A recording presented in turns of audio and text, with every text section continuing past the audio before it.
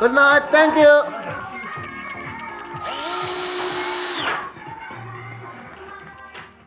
Welcome, ladies and gents, to episode 2 of the Spark Up Show, where we'll be talking everything startup.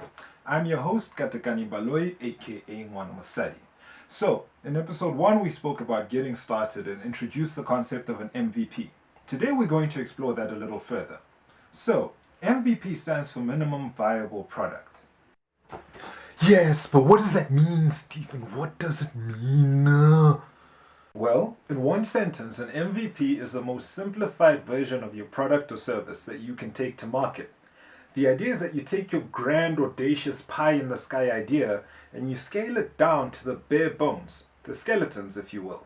You then take the scaled-down version of your idea and you take it to where you think your customer is. Try to sell it to them and see if they bite. Heck, you don't even need a product, just an idea. For example, legend has it that SnapScan, the South African mobile payment solution, was tested by its founders, who took a small piece of paper with a QR code and the words "mobile payments available here" printed on it, asked a coffee shop owner if they could put it at their till, and observed customers to see who reached for their phone when they saw the sign.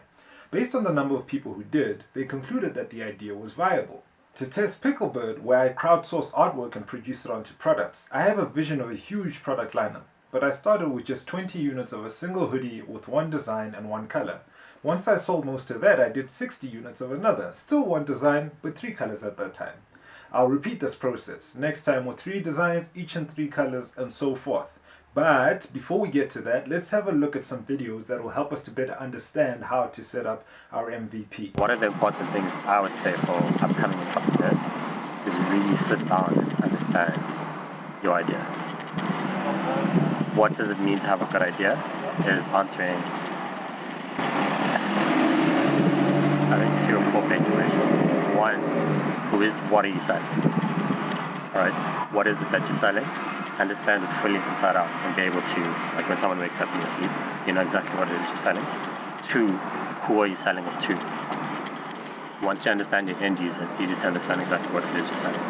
And 3, is it really a viable business? Right?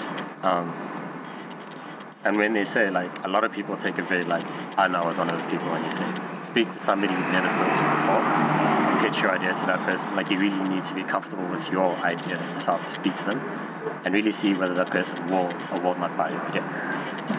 You know? And if they will buy your idea, what is it about it that they will buy? Yeah. I think I would say it helps to be close to 1 or 2 people that are actually in the industry that you're trying to impact. If you are far removed from the community you're trying to serve, it makes it very difficult for you to find out, because then you'll end up going with stereotypes instead of actually solving the real problem. Secondly, I would say don't go in with any preconceived notions or preconceived ideas. Literally ask people what it is that they are struggling with, what is the problem, get to the heart of it, why do they feel underserved, what would they love to see, and then match up your skills and expertise with whatever need there is. Number 3, I would say don't take this too lightly. This is an integral step in actually starting a business. You can't go in, imagining that, just because you like it, it's great.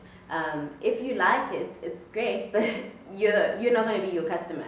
You're not the one who's going to be bringing coins your direction. You need to go to at least 1, 2, 3, 4 extra people that don't know you, that don't like you, like you, and then you're onto something. Tip number 4, listen most to the people that give you negative feedback.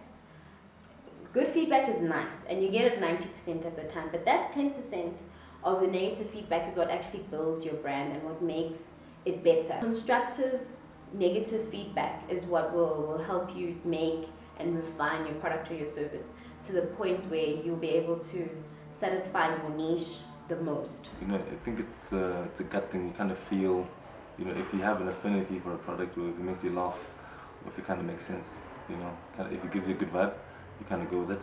Yeah. I normally give products about 6 weeks to see if they're gonna, work. If after 6 weeks, if it ain't kind of going, I just put it on a massive special. So I reduce the price. So if something doesn't work, then we try different versions. So you can maybe add more to it, or yeah, or do something with it, yeah. So these, for a while, they weren't selling for whatever reason.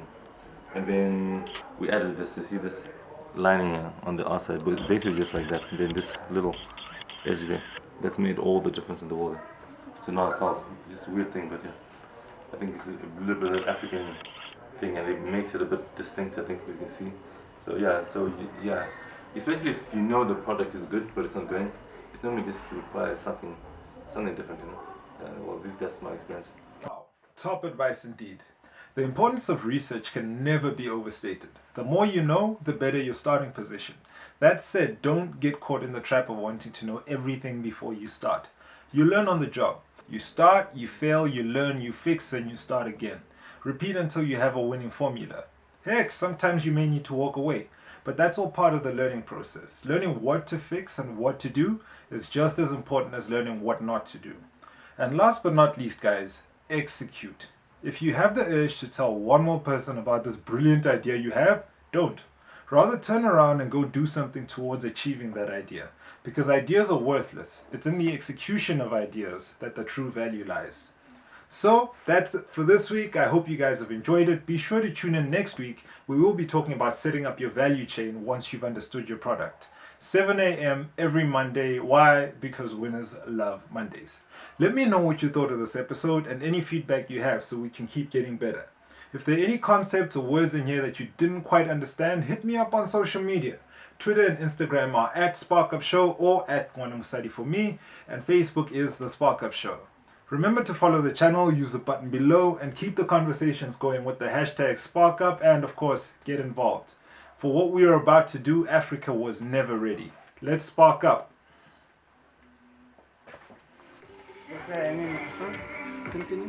Brian, se confesó. Brian put it off, yes. I did say when he leaves, he must put it off.